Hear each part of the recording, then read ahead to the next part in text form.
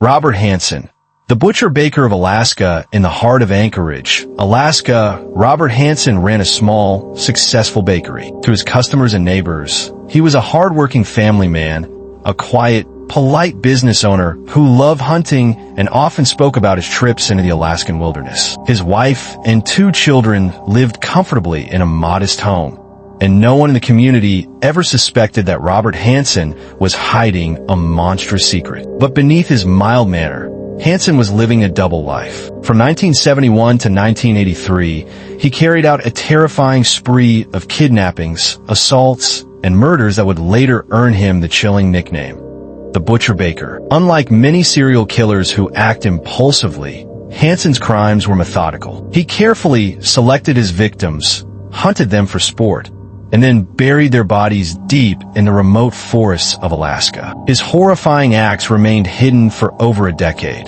until one brave woman escaped and unraveled everything. Robert Christian Hansen was born on February 15, 1939, in Esterville, Iowa. His childhood was troubled. His father, a Danish immigrant, owned a bakery and was extremely strict and emotionally abusive. Hansen grew up isolated, painfully shy, and plagued by a stutter that made him a target for bullying. His acne was so severe that it left permanent scars, further damaging his self-esteem. From an early age, Hansen harbored deep resentment, especially toward women. In high school, he was often rejected by girls he admired, fueling feelings of humiliation and anger that would later explode into violence. In 1957, after graduating, Hansen joined the Army Reserve but was discharged shortly after. He then worked as an assistant drill instructor and eventually returned to his father's bakery business. However, his inner rage continued to simmer. Hansen's criminal behavior started early. In 1960, at the age of 21, he was arrested for burning down a school bus garage in Pocahontas,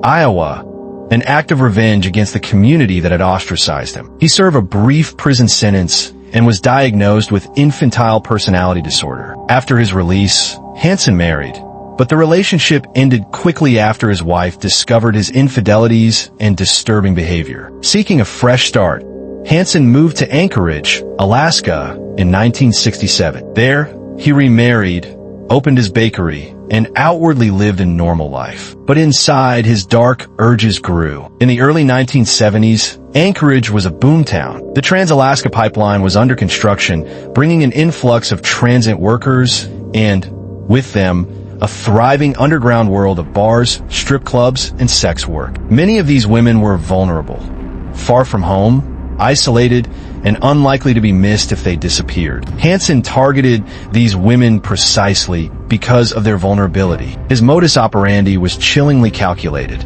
He would offer women money for photo shoots or sex. Once inside his car or home, he would pull a gun and threaten them. Some women he would assault and later release if they complied. Others were taken to a small airstrip he owned, where he loaded them onto his private Piper Super Cub plane. Flying deep into the isolated Alaskan wilderness, he would land on gravel bars or remote hunting spots. There, he would release the women, giving them a false hope of escape, only to hunt them down with a rifle, just like wild game. To Hansen, it was all a twisted game of power and control. Throughout the 1970s, Anchorage police occasionally found bodies of women in the woods or along riverbanks. Most victims were listed as missing persons, often classified as runaway cases. Without strong forensic technology and given the risky lifestyles of many victims, authorities failed to connect the murders. Meanwhile, Hansen continued his double life. He broke local hunting records,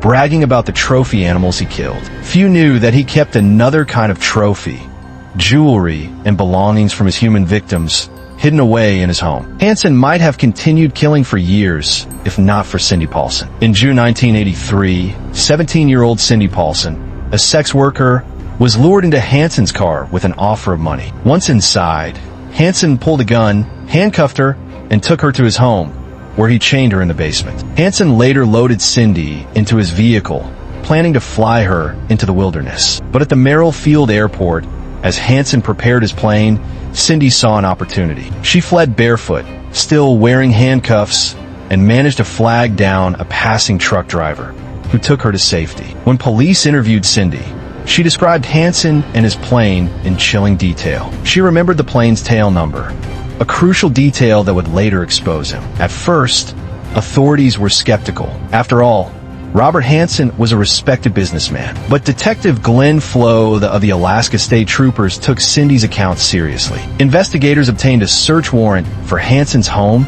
car, and plane. What they found was horrifying.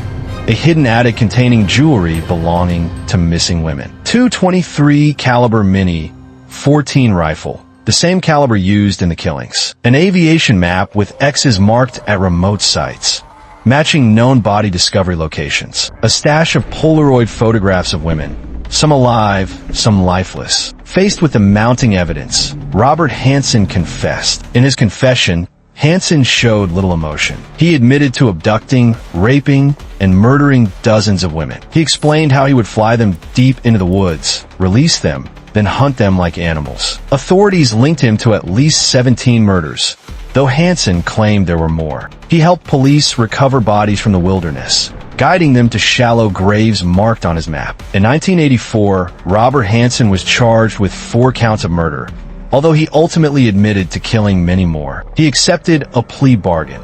He would confess in exchange for serving his sentence in federal prison rather than facing the death penalty. He received 461 years plus life, with no chance of parole. Hansen was imprisoned at Spring Creek Correctional Center in Seward, Alaska, where he lived out the rest of his days. He died of natural causes on August 21st, 2014, at the age of 75. Robert Hansen's crimes left a deep scar on Anchorage. The community struggled with the realization that one of their own had committed such monstrous acts undetected for so long. His case also changed how law enforcement approached missing persons cases, especially those involving marginalized communities. Victims once dismissed because of their profession or lifestyle were finally given justice, and systemic changes were slowly implemented to prevent future serial predators from going unnoticed. To this day, some of Hansen's victims remain unidentified. Search efforts continued even after his death, and the haunting possibility lingers that more victims are still out there, buried in the vast, unforgiving wilderness of Alaska. What makes Hansen's story particularly chilling is its brutal simplicity. Unlike many serial killers driven by complex psychological compulsions, Hansen's motive was primal: domination, control, and the thrill of the hunt. His ability to blend into society, his patience, and his cold, methodical planning make him stand out even among the most infamous killers. The idea that someone could live a seemingly normal life, raising a family, baking bread for neighbors, while secretly abducting and hunting human beings in the wilderness is terrifying because it challenges everything we believe about knowing the people around us.